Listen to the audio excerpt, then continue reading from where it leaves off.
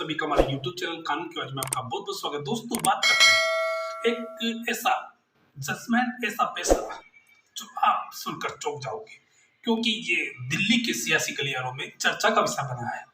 चर्चा का विषय इसलिए बना है कि एक महिला 2022 में अप्रैल हिमांशु गोयल नाम के व्यक्ति को दिल्ली के शाहबाज थाने में एक दुष्कर्म का मामला दर्ज कराती है। दुष्कर्म का मामला दर्ज कराने के बाद उन दोनों महिला और उस व्यक्ति के खिलाफ समझौता हो जाता है।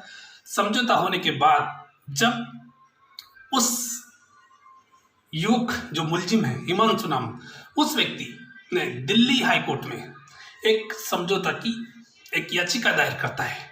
जब वो याचिका दायर करता है तो उसमें उस महिला द्वारा, दोनों मिलकर याचिका दायर करते हैं, तो उस महिला द्वारा कहा जाता है कि मैं और इसके बीच में पैसे का लेन देन था।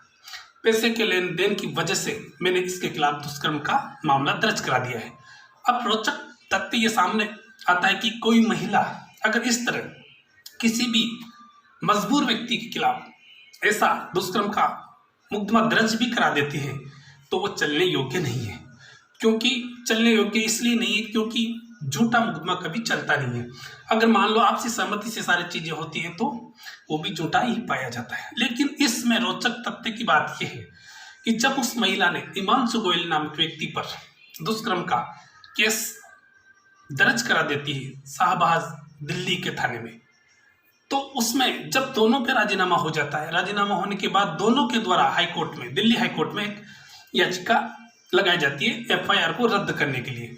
जब एफआईआर को रद्द करने की सुनवाई चलती है तो जस्टिस द्वारा ये कहा जाता है कि पहली बात तो आपने इनके खिलाफ झूठा केस दर्ज करा है क्यों?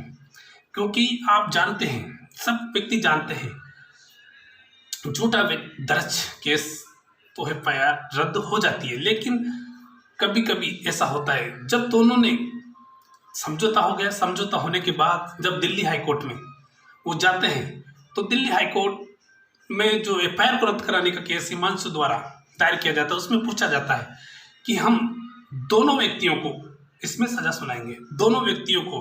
तो हाईकोर्ट में क्या जजमेंट दिए, जो आप थंबनेल लग रहा है ना, उस थंबनेल से आप जान सकते हैं। थंबनेल में जिस महिला द्वारा उस पुरुष के खिलाफ एफआईआर दर्ज कराई थी, उस महिला को समाज सेवा के लिए आपको 7 दिन में 5 दिन 50 पौधे लगाने और इनकी सेवा करनी है, इनकी देखरेख 2 महीने तक आपकी जिम्मेदारी है। ये सजा हाईकोर्ट ने सुनाई। उसके साथ साथ जो मुलजिम था, जिसके खिलाफ, जिसने एफआईआर रद्द कराने के लिए गया था, उसको आपको ये 50 पौधे इस क्षेत्र में लगाना है और 3 साल तक आपको इसकी निगरानी करनी है। ये फैसला सुनाया जो चर्चा का विषय गलियारों में, दिल्ली की गलियारों में बना हुआ है। लेकिन मेरी जहाँ तक ये नॉलेज है, जहाँ तक मेरी जानकारी है, अगर कोई महिला इस तरह का झूठा आरोप किसी पे लगाती है तो उसे कड़ी से कड़ी सजा होनी चाहिए, क्योंकि झूठा आरोप कभी चलने योग्य नहीं है।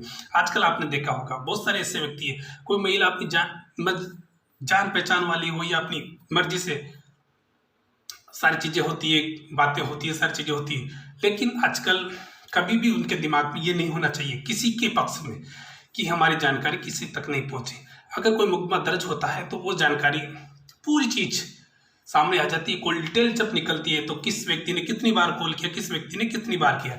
अगर वो महिला कहती कि जबरदस्ती ऐसा करता है, मुझे नशीली दवा खिलाकर मेरे साथ ऐसा किया, वो चलने योग्य नहीं। इसलिए दोस्तों, जो ये विषय है बहुत ही अच्छा है, ये जो जजमेंट है बहुत ही अच्छा है, और आपको ये जजमेंट अच्छा लगे तो प्लीज़ इसको वीडियो को लाइक करें और अपने दोस्तों के साथ इसे शेयर करें। Thank you.